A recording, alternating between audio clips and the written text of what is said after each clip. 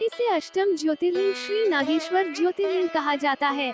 इस शहर का वर्तमान नाम औंधा नागनाथ है और पहले इसका नाम दारुकवन था। यह स्थान महाराष्ट्र में हिंगोली जिले के औंधा तालुका में स्थित है।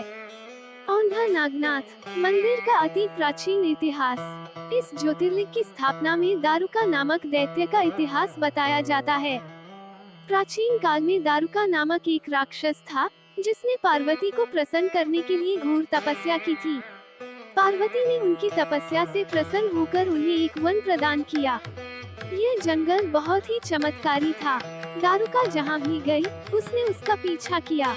इस वन में दारुक अपने पति दारुक के साथ रहती थी। दारुका और दारुक दोनों को अपनी शक्ति का बहुत घमंड था।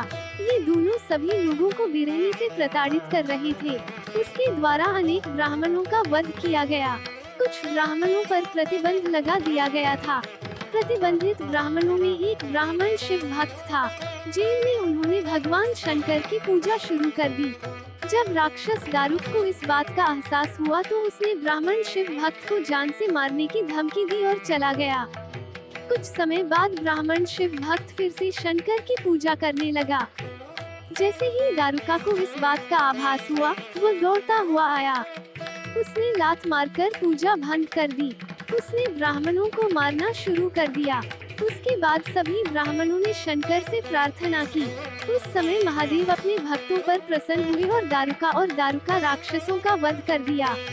तब महादेव ने ब्राह्मणों से कहा कि मैं यहाँ नागेश्वर ज्योतिर्लिंग के रूप में सदैव निवास करूँगा।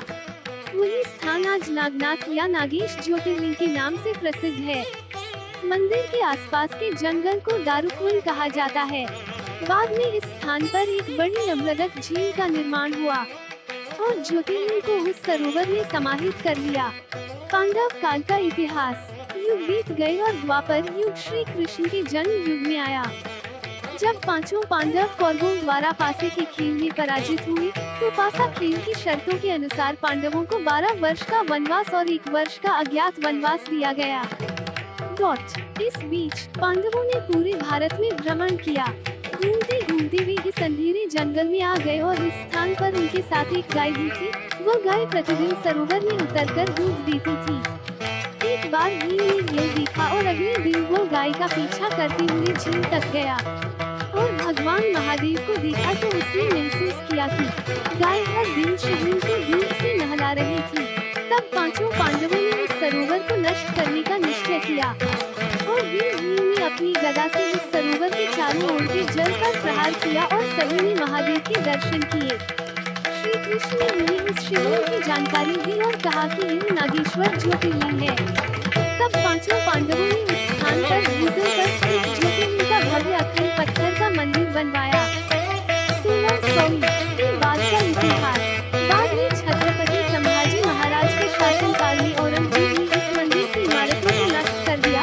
औरंगजेब की जीत के दौरान इस मंदिर को नष्ट कर दिया गया था। मंदिर के वर्तमान खड़े शिखर का पुनर्निर्माण एवं भूलकर द्वारा किया गया था और हम इसे आज भी देखते हैं। औंधा नागनाथ प्रसिद्ध कथा। ये मंदिर हिंदू धर्म के वारकरी संप्रदाय के श्रद्धेय संत नामदेव, विसुवा खींचरा और ज्ञानेश्वर के जीवन से भी जुड़ा हुआ है। नामदेव औंधा नागनाथ मंदिर में अपने गुरु विसुवा खींचरा से मिले। ज्ञानेश्वर ने इस मंदिर में जाने की सलाह दी थी। नामदेव गाथा के अनुसार ज्ञानेश्वर को उत्तर नामदेव से तलाश में औंधा नागनाथ के मंदिर जाने के लिए कहते हैं। मंदिर में नामदेव विसुवा शिव के प्रतीक शिवलिंग पर पैर रखकर आराम करते हुए दिखाई देते हैं।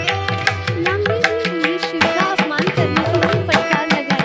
विसुवा ने नामदेव को अपने पैर कहीं और रखने के लिए कहा और जहां नामदेव ने विसुवा के पैर रखे, वहां एक शिवलिंग प्रकट हुआ।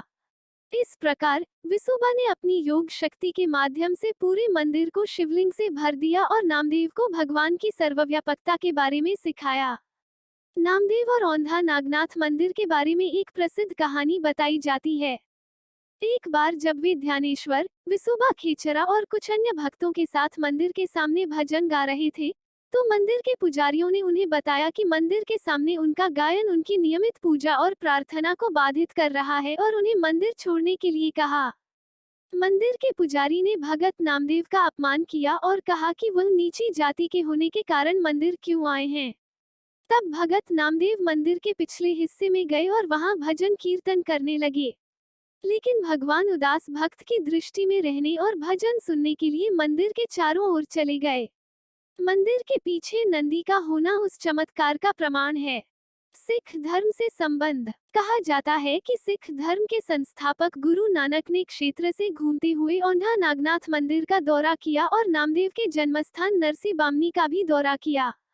यहाँ यह बताना होगा कि सिख धर्म में नामदेव को भगत नामदेव के रूप में पूजा जाता है।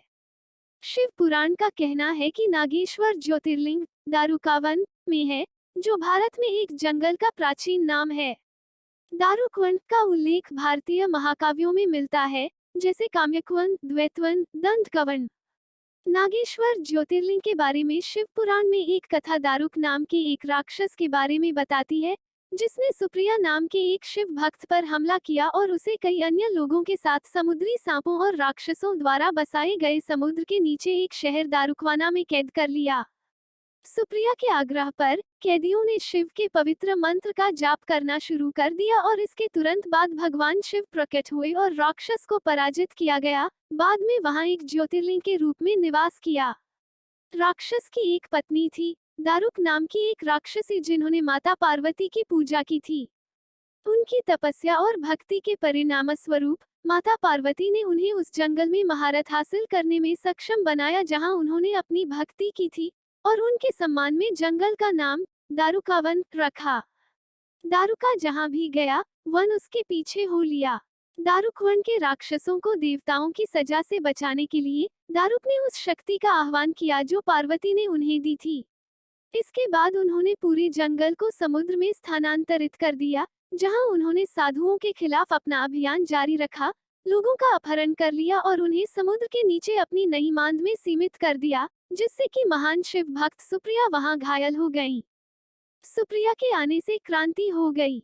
उन्होंने एक शिवलिंग की स्थापना की और कैदियों को शिव के सम्मान में ओम नमः शिवाय का मंत्र सुनाया, जबकि उन्होंने लिंगम की प्रार्थना की।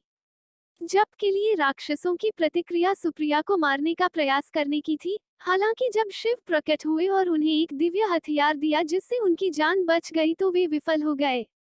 दारुका और राक्षसों की हार हुई और पार्वती ने शेष राक्षसों को बचा लिया। सुप्रिया ने जिस शिवलिंग की स्थापना की थी उसे नागेश कहा जाता था। यह 10वां शिवलिंग है। शिव ने एक बार फिर नागेश्वर नाम के साथ एक ज्योतिर्लिंग का रूप धारण किया, जबकि देवी पार्वती को नागेश्वरी के नाम से जाना जाता था।